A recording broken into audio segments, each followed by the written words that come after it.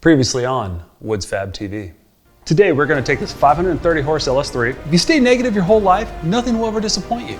That can't be right. So I've just been taking some measurements and seeing if I'm happy where the engine's at. And I think I've come to the conclusion that I'm not. This ain't gonna work. I think we're going to call it a night. I now know what we need to do tomorrow. Good Lord.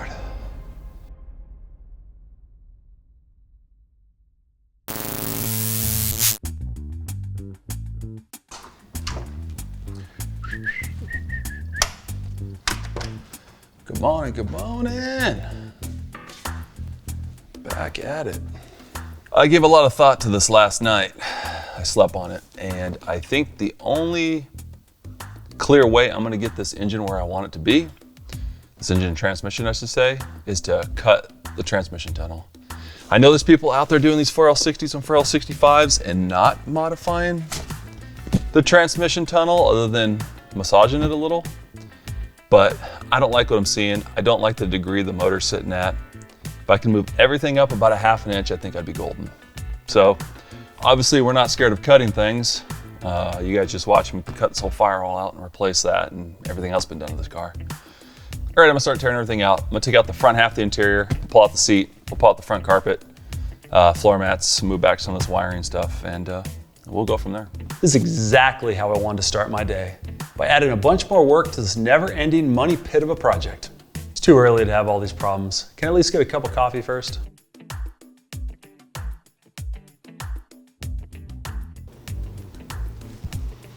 Looks like another trip to the upholstery shop. So we got to remove the sound deadening around the trans tunnel here. Otherwise it's going to be a nightmare to cut into.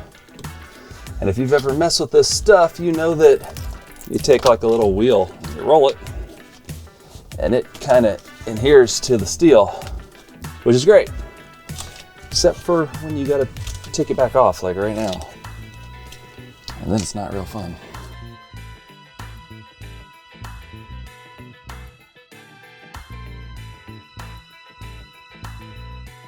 This car from the factory had vents in the floor, so your rear passengers could get some air back there, which was kind of a pretty cool feature for 1961. Majority of people would probably just ditch all this right here that I'm working around, but I hooked it up before when I pulled a vintage air in. I want to hook it up again. I think it's kind of cool. Plus I have kids. I think a little bit of air in the back is kind of nice, right? So that's what this is on top of the transmission tunnel right here. It's a vent that comes all the way to the back and shoots out the back side of the front bench seat here. On top of cutting this out, I'm gonna have to rework all this too, so just one more thing to add to the workload, I guess. So what I think what I'm probably gonna do here is go right behind the trans tunnel and just lob this off so I don't have to pull the whole thing that's all sound deadened out of here. And then once we get the trans tunnel figured out, we'll just rebuild it right here. But this should be back far enough right here, I think. I hope.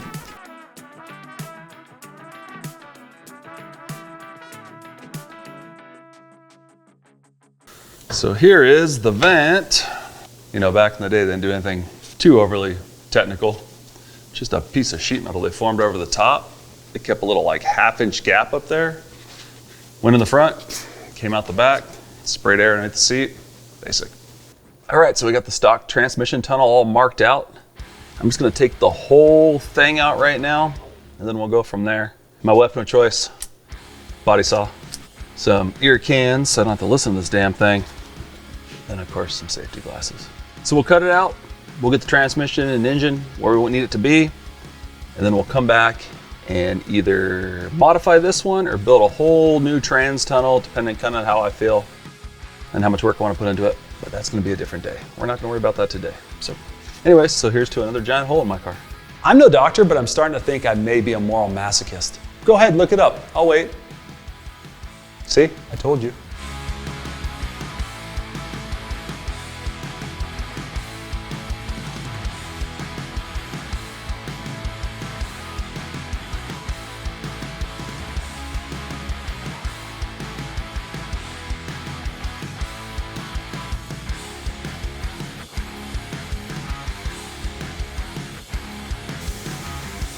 Transmission's gonna fit now.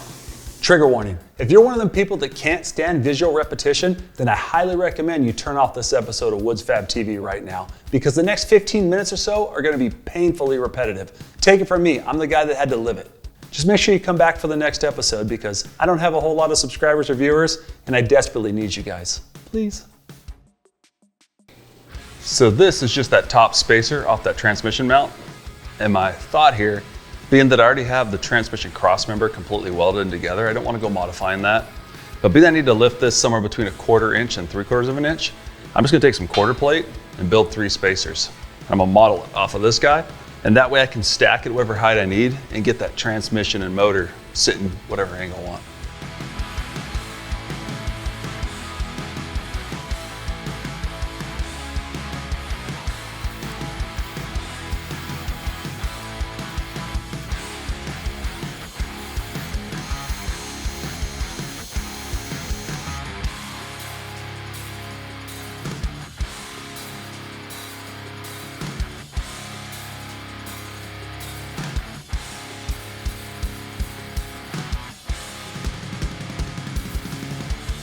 Cutting the tranny tunnel out really was the ticket. Turns out I need about an extra 1/2 inch of space to go up.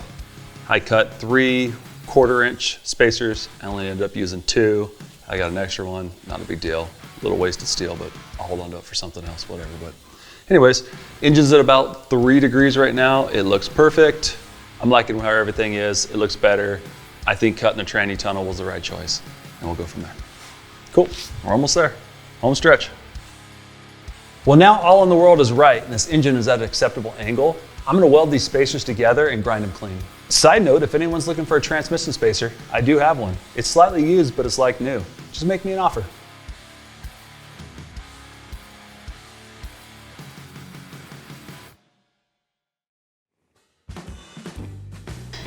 Transmission's mounted, engine and transmission are at a great angle. We're happy now. Now we're back to the engine mounts, trying to figure out this mess. Our custom plates you saw us build earlier that were pushing our engine mounts forward won't work now. Right here, the distance between the side of the motor down to the frame, there's just not enough room to build any type of mount. It's gonna look decent, it's gonna be strong, that'll work out. So these are going away. And we're gonna go back to our original plates. Okay, so here is the passenger side, right? Now, if you look at this, the passenger side, obviously it's loose right now, but if I was to put this in right here, which would go, it doesn't even barely fit, about there. See where the motor mount's at? See how it hits the frame here? There's no room to build a nice looking mount. There's just not enough space. So what if I ditch this? I take the passenger side, save it for the driver's side, and we use the driver's side on the passenger side. And the reason that I would do that is because see how on the plate it offsets the actual motor mount? It normally pushes it forward, right? But being that we're so tight on space the way this frame's set up, what if I push it backwards? Like so. So that'll sit something like there. See how much space I have now? With the space I have, I can build a nice looking mount, weld it back to the frame here. It'll look really nice. So I think that's the plan. So we'll keep moving forward. Okay, I already know what you guys are thinking. Let's roll tape of last episode and then I'll try to explain. I see people butchering up the frames and doing all kinds of crazy stuff. I don't want to do that. It's too nice a car. Plus the chassis is already powder coated. See that? I was stumbling on my words because I think subconsciously I already knew that I was lying to you guys. Look, here's the thing. I wanted this kit to be a full bolt-on, but it's become such a nightmare. And I feel like at this point, I can make it better and stronger if I make it a weld-on. I don't want to cut into the powder coat, but at this point, I don't feel like I have a choice. For now, I'll just rattle can the frame black and later on I'll re-powder coat it. Maybe. Probably not. This car's a driver. I'll probably never powder coat the frame, but hey, it'll just be our little secret.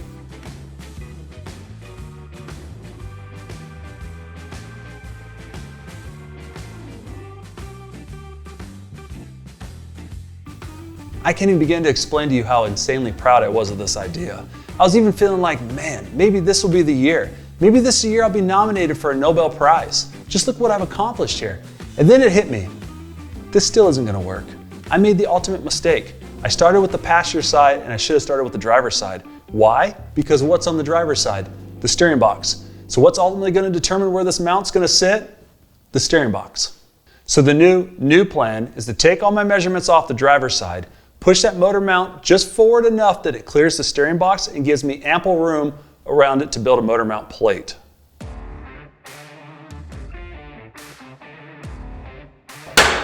The good news is one of the holes still line up, so I just need to drill 2 holes per plate and tap them.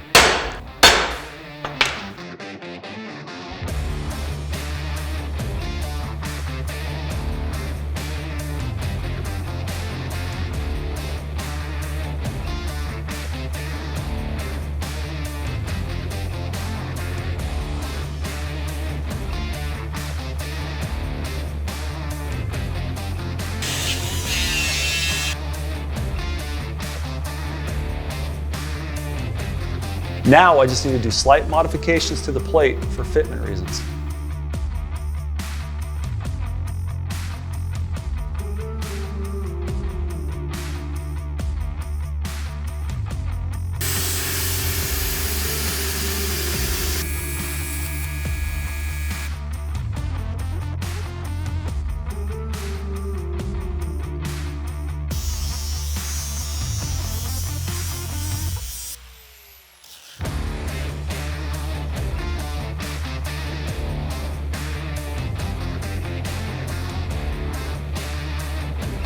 Okay, let's hope 3rd time's a charm, or 4th time, or 5th time, or 6th, or whatever time this is now, I've lost count. This is the driver's side plate. We modified it. It now lives on the passenger side. We pushed the motor mount back about 1.75 inches, and then I trimmed off the ear that was hitting the dipstick and just kind of hanging out there, didn't need to be there. So hopefully we should be good. We're gonna bolt these on. I'll do the passenger side, I'll do the driver's side. We'll lower it back down, get it back in position. Hopefully at that point we'll do a victory dance because we finally have a set of mounts that work on the engine side. And then we can finally move on to building our mounts off the frame. Man, what a chore this has been. Anybody tired of watching these engine mounts get installed yet? I know I am.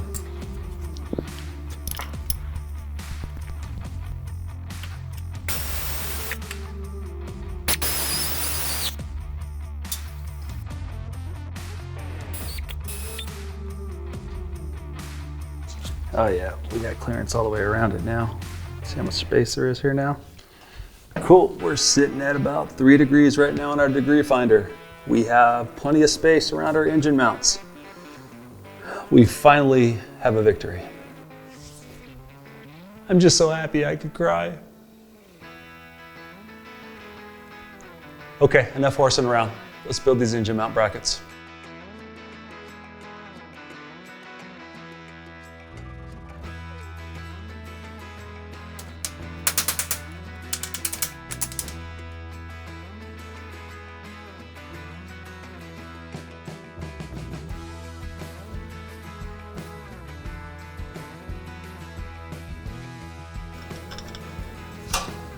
Next, I'm going to make some templates out of construction paper.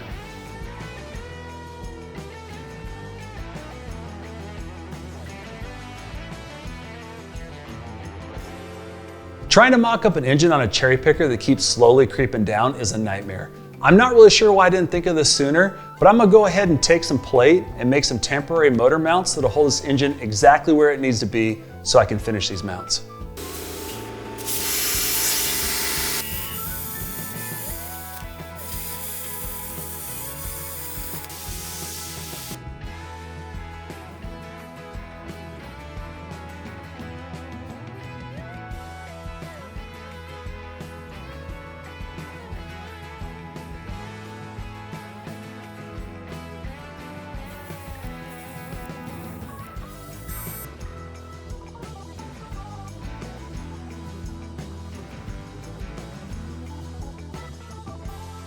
Well, news alert, the engine and trans is coming back out one more time so I can remove the powder coat around where I need to weld it.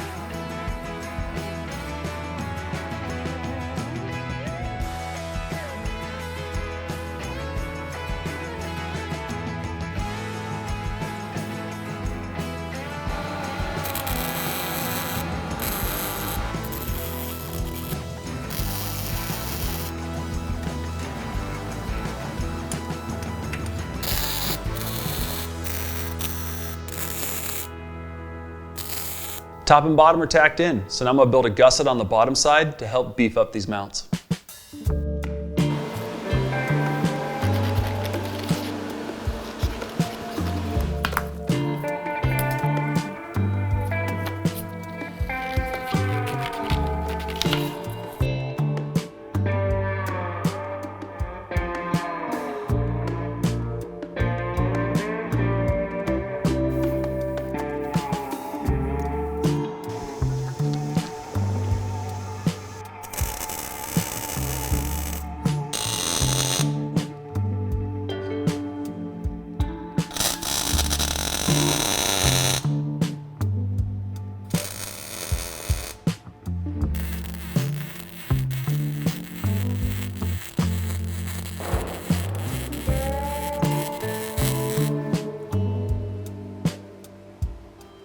So I got the mounts all tacked in, and then I built the gutsets on the bottom side, and I tacked those in, and now I'm welding them in solid. And the reason I'm doing that is because I'm gonna pull this motor and trans out, and I'm worried that when I pull it out, that when I go to weld up the rest of it, they're potentially gonna move, and I'm not gonna be able to get that pin back through there.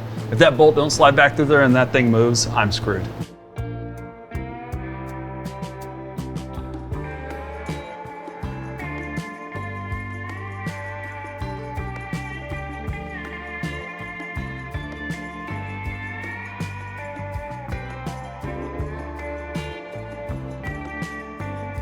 And I'm back to making templates for the remaining pieces needed for the engine mount plates.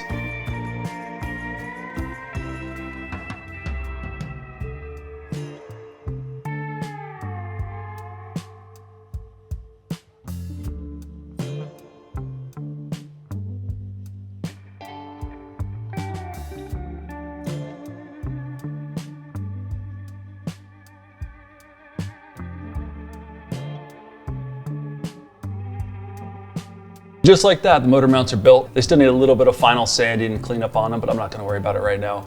We'll worry about that when we go to paint the frame and clean it up. So now I'll stick the engine and trans back in for one final time, at least as far as this install goes. And then I'll stick the sheet metal back on the front end. We'll kind of stand back and see what we got here. Hopefully it looks really good.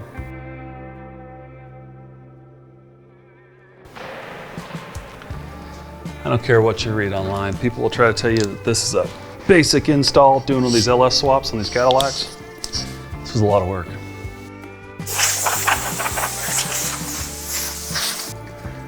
One last time until we paint it, and finish the firewall and everything else. But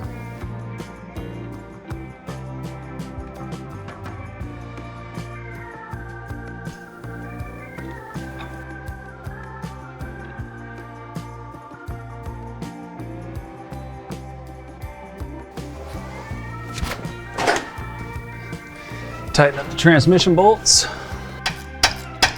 and tighten up the engine bolts too. Overall, I think it looks pretty good.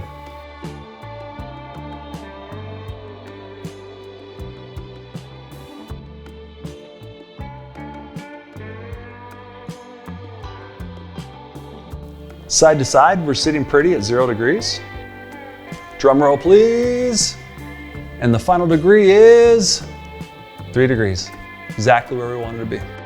And last but not least, I'm gonna stick the front end back on this car so we can stand back and look at what we accomplished here.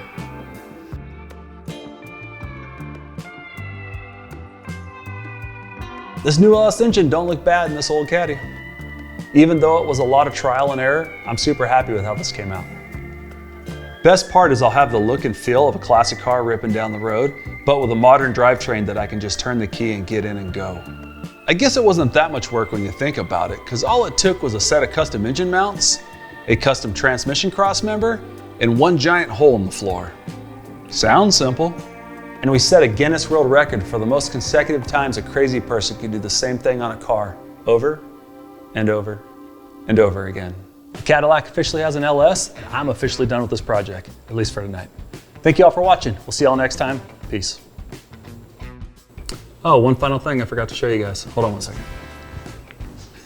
The old engine might be gone, but the memory of it's gonna live on.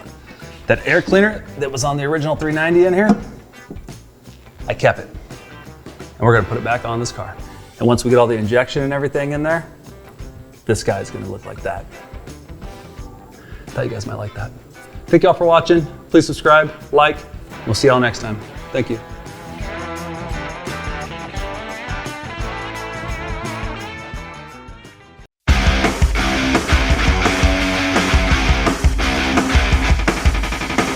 So here, come sit here. So it's about 3 degrees too high. So we need to come down 3 degrees in the front end. The problem is, see, we're bottomed out here on the frame with our engine mounts. Are you listening to me? Why are you laughing at me? That's not funny. So to come down 3 degrees, I got to completely remake these engine mounts. I don't know why you got to yell at me. I'm trying to talk to you, inside voice. So I can push the engine mounts back behind the frame there and lower it down. Do you recommend I do that? Cute, but zero help. And you thought I named the company after my last name. Ha. Thanks for the advice, dude. Appreciate it. High five. High five. High five. Probably not. This car's a driver. I'll probably never powder coat the frame, but hey, it'll just be our little secret. And you're not going to tell anyone, right? You would never share our secret, right?